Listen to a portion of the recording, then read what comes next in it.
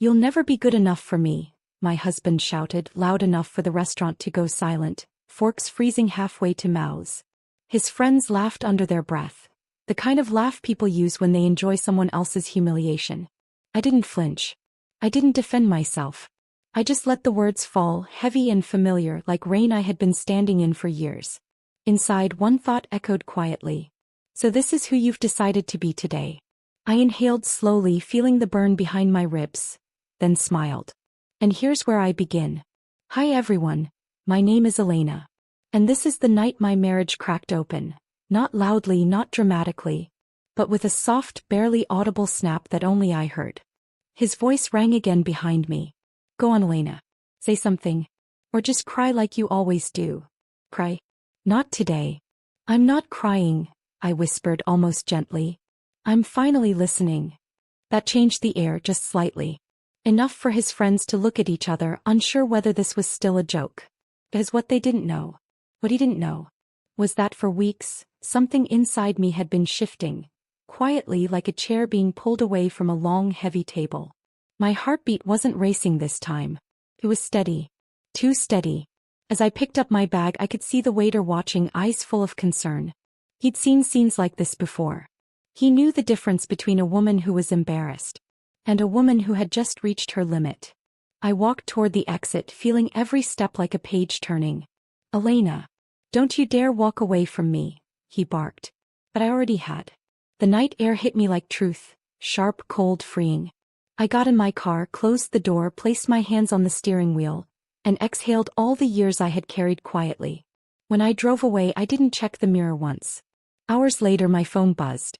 A message from one of his friends, the only one who had ever looked at me with something like kindness. "You know what he said after you left?" My chest tightened. I typed back one word.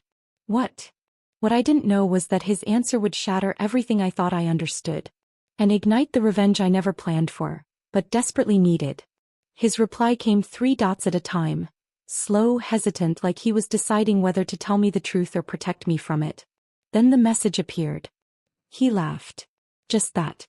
2 words, and they hit harder than his yelling ever had. Before I could respond, another text arrived. He said, "She'll be back. She always comes back." And everyone nodded. My fingers went numb around the phone. Not from heartbreak.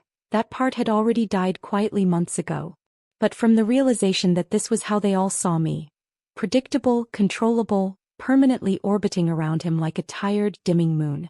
I sat in the dark car, engine off, the cold creeping through the windows as if the night itself wanted to whisper, "Are you really going back to that?" I didn't type right away. I needed the silence, needed to feel the truth without running from it. Then one more message lit up my screen. "Elena, you deserve better than what he just said. I thought you should know." My breath steadied. For the first time in years, I didn't agree with my husband. I didn't always come back. Not anymore. I stared at the phone, his friend's words glowing in the dark like a small, bitter truth I had been avoiding for too long. "She'll be back. He always comes back." No. Not tonight. Not ever again.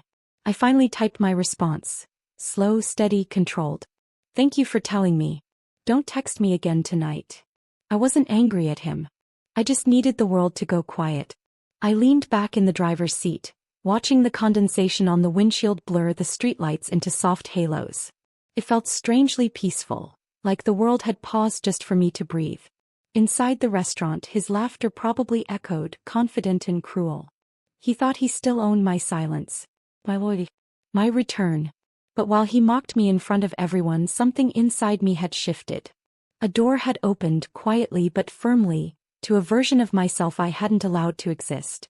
The version that no longer begged to be chosen. I started the engine. The car hummed beneath me, steady and warm, like a heartbeat I could rely on. As I pulled onto the road, one thought anchored itself in my chest. He has no idea what I'm about to do next. The road stretched ahead of me in a quiet silver ribbon, the kind of silence that makes you hear your own heartbeat too clearly. I didn't have a destination, just distance. Distance from him. From his voice. From the version of myself he had shaped. A street light flickered overhead as I pulled into an empty parking lot near the waterfront. The waves were calm, barely brushing the shore, as if the ocean itself was holding its breath with me. I rolled down the window. Cold air rushed in sharp and clean like it wanted to wash something off me. I opened my phone again. Not to check messages, not to read any apologies because I knew none were coming. Instead, I opened the folder I had kept hidden for months. Screenshots. Bank statements. Videos he didn't know I had saved. Proof of things he swore I was imagining. Proof I never planned to use. Until tonight. With shaking fingers, I tapped on the video. The one his friend had accidentally recorded 2 months ago. The one where my husband admitted something that could destroy everything he built. His voice echoed through the car speakers. She'll never leave. That's why I can do whatever I want. My jaw tightened. He was wrong. And tonight, he was going to learn just how wrong. I replayed the video again, letting his words settle into the cold air around me. She'll never leave. I can do whatever I want. Each sentence felt like a fingerprint he had pressed into my skin. But tonight I finally peeled it off. My hands were steady now, steadier than they had been all year. Funny how clarity feels like a storm and a sunrise at the same time. I scrolled further. There were messages too. Conversations he thought were deleted. Plans he made behind my back. Money he moved out of our joint account without a word. And the one text that made my vision blur for a moment. Don't worry, she won't suspect. She trusts me too much. Trust. The thing I had handed him freely. The thing he treated like a disposable lighter. Useful until it burned out.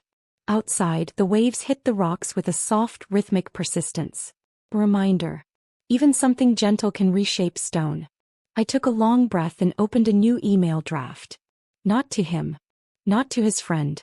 To someone who mattered far more. Someone who had been waiting for proof before taking action. My finger hovered over the attachment icon. Tonight I wasn't the quiet wife anymore. Tonight I was the truth he never thought I would release. I attached the video first. Then the screenshots. Then the statements. Piece by piece, the truth formed a small, devastating constellation on my screen. The email subject line was simple. As discussed, here is everything. Because this email wasn't to a friend. Or a lawyer I'd never met. No. It was to his company's internal compliance officer.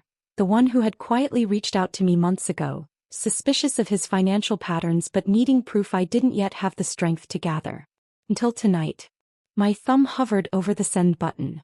For a moment the old version of me, the one who forgave, endured, waited, whispered, "Are you sure?" But the new version of me didn't hesitate. I hit send. The whooshing sound felt like a door slamming shut behind me. Final, echoing, irreversible. I sat back, letting the weight of it settle. Not fear. Not guilt. Relief. Cold, clean relief. My phone buzzed almost instantly. A reply from the compliance officer. Received. This confirms everything. We'll move forward immediately. You did the right thing. The right thing. For the first time someone said it to me without doubt, without mockery. I closed my eyes, exhaling deeply. He had no idea his entire world had shifted. And I was the one who nudged it out of place. I placed my phone on the passenger seat and stared out at the dark water, the moonlight trembling across its surface. Somewhere behind me, miles away in that restaurant, he was still laughing. Still confident. Still convinced he controlled the ending of our story. He didn't know his career had already begun to collapse. He didn't know the evidence was now in the hands of people who didn't tolerate mistakes the way I had. He didn't know the woman he humiliated tonight was no longer the woman who walked through his door every day. I let the engine idle, the soft vibration grounding me. Then another message appeared, this time from an unknown number.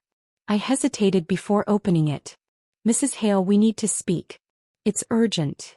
An additional line followed. "Do not tell your husband." My pulse skipped. I knew immediately who it was. Someone from inside his company, someone who had been watching him closely, someone who had been waiting for a moment like this. I replied with one word. "Where?" Their answer came instantly. "Come to the office." "No. We'll explain everything." Cold air filled my lungs. This night wasn't ending. It was only unfolding, layer by dangerous layer. The corporate building glowed like a silent giant against the night sky as I pulled into the empty parking lot. My footsteps echoed through the marble lobby, each one steady, unshaken, certain. A woman in a navy blazer met me at the elevator. "Mrs. Hale? Follow me." Her tone wasn't cold, It was careful, like she already knew the weight of the truth I carried.